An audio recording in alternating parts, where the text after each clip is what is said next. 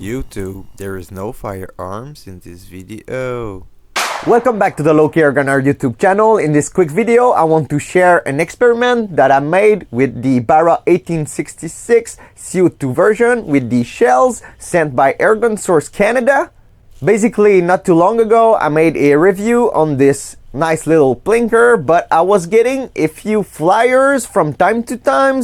I did get a suggestion in the comments and I decided to try it today. To keep it short, this rifle is using ejecting shells to keep the realism pretty close to the real thing, and I believe that part of the accuracy issue slash flyers were caused by the shells, so let's get right into it. Just for reference, this one has a .22 caliber rifled barrel, so it shoots pellets. That was such a bad idea. You get 10 of those shells with the rifle. This little box is not included, but it should, I guess. When I got it, I did inspect the shells and they seem to be pretty smooth. What I had not noticed is the burr on the tip of it that might cause the pellets to clip and cause flyers from time to time, depending of which shell and how bad they are getting clipped. So this target was shot at 7 meters in the basement using the open sights on the Barra. I did remove the Picatinny rail to see a bit better, and I'm half blind, but it should give us a pretty good idea of if it worked or not. Also, a quick thank you to Scavenger Nick for sending pretty much all of the pellets that are shooting good in this rifle.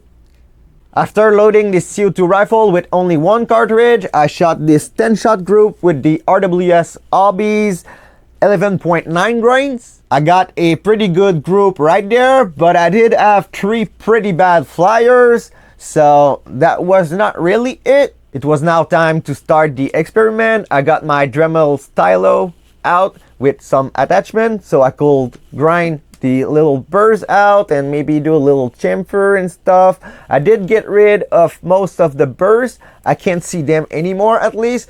My finishing might not be the best. You might want to polish them afterwards if you really care that much about it, but I'm not too sure of how you will polish the inside of that.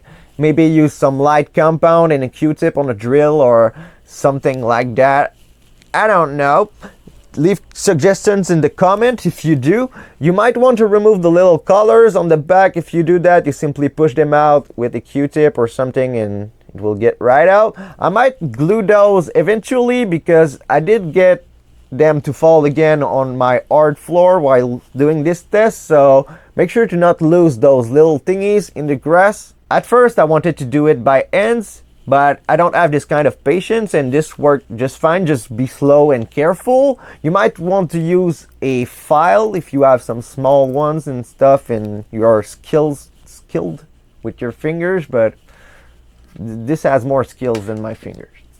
Once the tip of the shell seemed to be smooth enough, I got back in the basement and I shot this 10-shot group.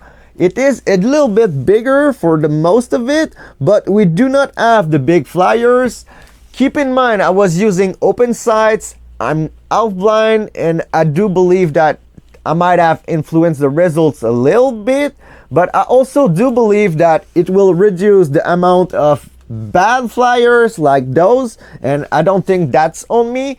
No! After trying the Hobbies 11.9 grain, I decided to try the Meister Kugeln 14 grains. They did not seem to do as good, which might be because of the velocity or just not liking them as much, but yet those are shooting pretty decent. This was already 30 shot on one CO2 cartridge, so I shot only 5 grizzlies that Scavenger Nick sent me. I had very low expectations for those, and yet out of this rifle they are shooting pretty damn good. So to finish with, I wanted to shoot a few cheap Crossman hollow points just for fun and see if it will help with different shape of pellets.